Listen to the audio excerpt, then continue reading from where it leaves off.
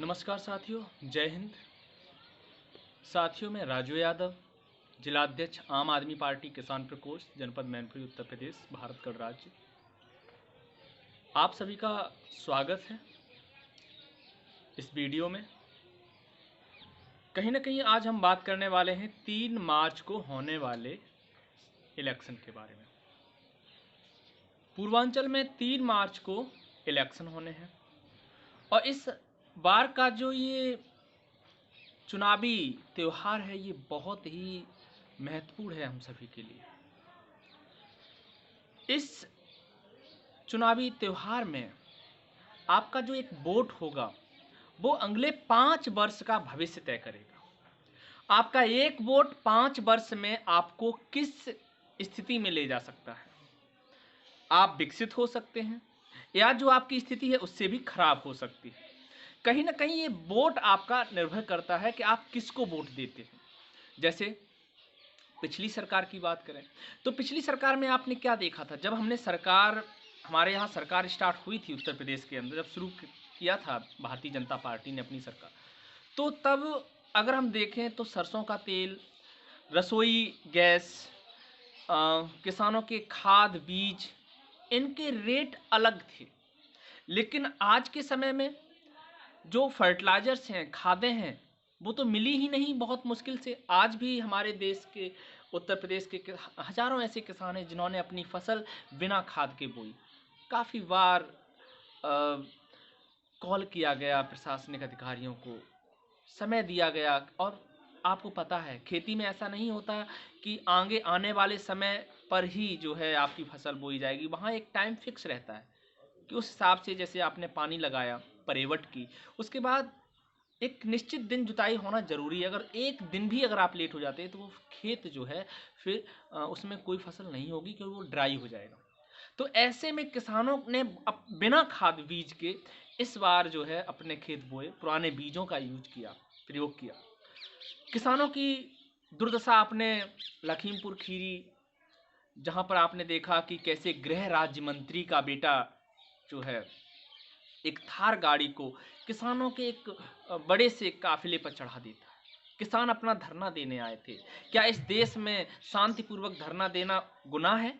नहीं, बिल्कुल नहीं। हमें संविधान ने अधिकार दिया है, हम काले झंडे दिखा सकते हैं, हम किसी का विरोध कर सकते हैं। तो उसका मतलब ये नहीं कि आप हमारे ऊपर दमनात्मक प्रक्रिया अपनाएंगे, आप हमारा दमन करेंगे। आप ऐसा बिल्कुल नहीं कर सकते। ठीक है, चलो कोई बात नहीं। अब हम सबसे पहले ये चुनावी मौसम में चुनावी जो त्यौहार है इसमें किसको सपोर्ट करें। तो सबसे पहले हम पहले की अलग अलग राज्यों की सरकार में जाएं।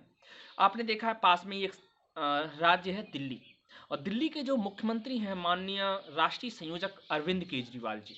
अरविंद केजरीवाल जी के नाम से ही लोगों के दिल में स्नेह उमड़ने लगता है।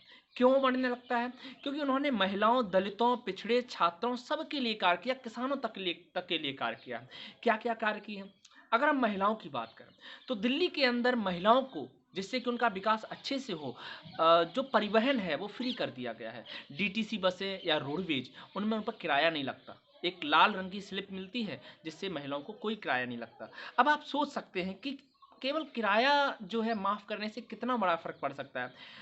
जो महिलाएं किसी दैनिक नौकरी या दैनिक कार्य के लिए जाते हैं, नौकरी करने जाते हैं, रोज की रोज जाते हैं, उनका मान लिया कि एक जगह से दूसरी जगह जाने में 100 रुपये खर्च होता है।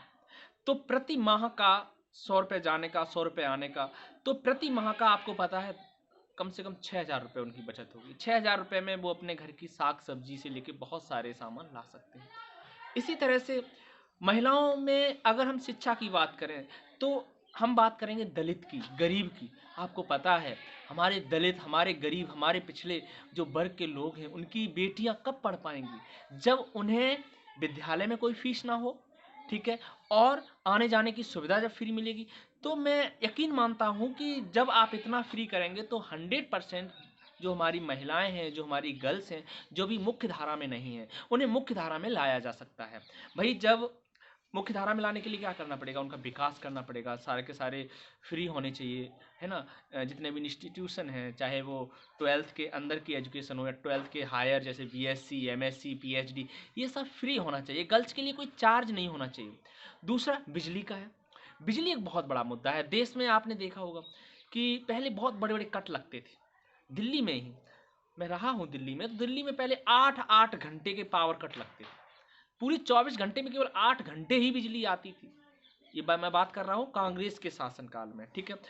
तो जब से केजरीवाल जी सत्ता में आए, आप लोगों ने जब माननीय राष्ट्रीय संयोजक अरविंद केजरीवाल जी को वोट किया, तो आज कितनी सुविधाएं हैं आप खुद देखिए। आज दिल्ली में लाइट नहीं जाती, बहुत कम जाती है, और 200 यूनिट बिजली फ्री दे रहे हैं। अब आपको पता है 200 यूनिट बिजली किसके घर को फ्री दी जाएगी? जो गरीब है, जो दलित है। 200 यूनिट कौन जलाएगा? जो ज़्यादा पैसे वाले होंगे उनके घर तो बड़े बड़े एसी वगैरह होंगे, तो वहाँ तो बिल ज़्यादा आने वाला है, 1000 यूनिट 800 यूनिट तक जाता है। लेकिन जो बहुत गरीब है, जो आम आदमी है, तो आम आदमी के लिए उन्होंने सबसे अच्छा क्या कार्य किया कि बिजली मुफ्त कर दी, बिजली फ्री कर दी, पानी फ्री कर दिया। बहुत अच्छा रहा पानी। अब कम से कम कोरोना काल के समय जहाँ बिजली फ्री थी, पानी फ्री था और राशन की उचित व्यवस्था थी, है ना, तो कितना अच्छा रहा। उसके बाद शिक्षा। शिक्षा के लिए सबसे ज़्यादा केजरीवाल सरकार ने कार्य किया। आपको पता है दिल्ली के अंदर क्या क्या कार्य किए हैं सरकार में? सबसे पहले जाली वाले खराब से स्कूल हुआ करते थे, लेकिन आज खराब स्कूल नहीं है। दिल्ली के स्कूल इंटरनेशनल लेवल के हैं। आपको जानकर बड़ी ही हैरानी होगी कि हमारे जो अमेरिका के जो राष्ट्रपति थे डोनाल्ड ट्रंप, जब नमस्ते इंडिया का जो प्रोग्राम सेट हुआ था इंडिया के अंदर, तो तब उनकी मिलानिया ट्रंप, उनकी पत्नी भी इंडिया आई थी। उन्होंने एक ही बात कही थी, हमें केजरीवाल जी के स्कूल देखने हैं, केजरीवाल जी का एजुकेशन मॉडल देखना है, केजरीवाल जी के शिक्षा का पूरा तंत्र देखना है। और सोचिए हमारे राष्ट्रीय संयोजक अरविंद केजरीवाल जी के सिस्टम को, एजुकेशनल सिस्टम को, एजुकेशनल पॉलिसी को एक फॉरेन, जो कि सबसे ताकतवर देश है, अमेरिका सबसे ताकतवर देश है, वो देखने आता है। तो ये हमारे और आपके लिए बहुत ही सम्मान की बात है। अब मैं बात करूंगा उत्तर प्रदेश के बारे में।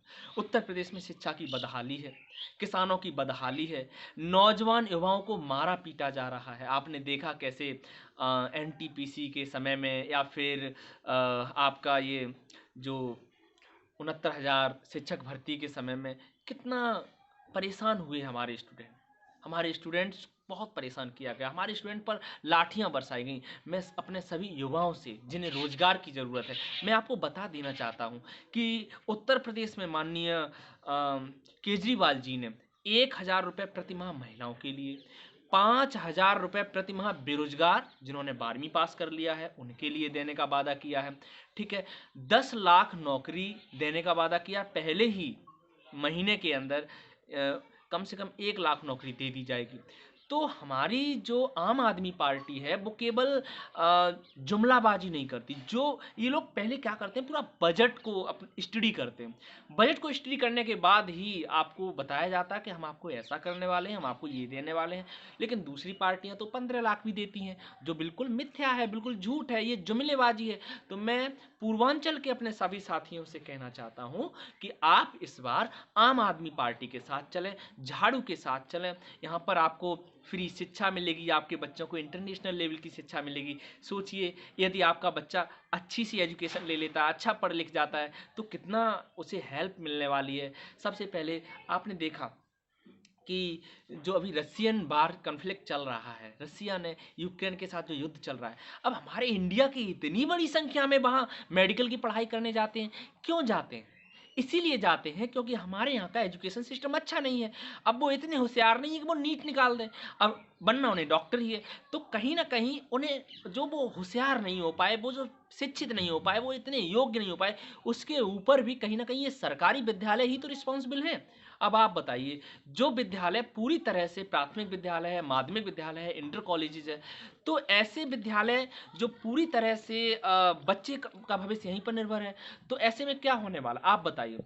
ऐसे में कहीं ना कहीं जो बच्चा पढ़ रहा है वो कभी नीट, आईआईटी और बड़े बड़े एग्जाम नहीं निकाल पाएगा। क्यों नहीं निकाल पाएगा? वहाँ पर शिक्षक नहीं है। हमने अपने जनपद मैनपुरी में ही देखा है, काफ़ी अभी इंटर कॉलेजेस जैसे हैं जिनमें अभी शिक्षक पर्याप्त नहीं, मात्र 3-3 4-4 टीचर पूरे इंटर कॉलेज को चला रहे हैं, 2-2 3-3 दिन के अल्टरनेट क्रम में बच्चे आ रहे हैं। तो ये कहीं ना कहीं हमारे लिए बड़ी ही शर्म की बात है। सबसे पहले बाबा भीमराव अम्बेडकर जी ने कहा था कि सबसे पहले यदि आपको बदलाव चाहिए तो सबको शिक्षित करना पड़ेगा। आजकल कैसे प्रलोभन में आ जाते हैं लोग, आप बताइए। सभी लोग प्रलोभन में आ जाते हैं, क्यों आ जाते हैं? क्योंकि उनके पास शिक्षा नहीं है, उन्हें वोट का जो है वैल्यू नहीं पता। अगर उन्हें वोट का वैल्यू पता हो तो 100% वो क्या करने वाले हैं, अपने बच्चों को अच्छी शिक्षा देने वाले हैं। तो साथियों, आप सभी से यही अनुरोध है कि आगामी विधानसभा चुनाव में आप आम आदमी पार्टी के चुनाव चिन्ह झाड़ू पर वोट दें, माननीय केजरीवाल जी को वोट दें। मेरा नाम है राजू यादव, जिलाध्यक्ष आम आदमी पार्टी किसान प्रकोष्ठ जनपद मैनपुरी। जय जवान, जय किसान, जय भीम।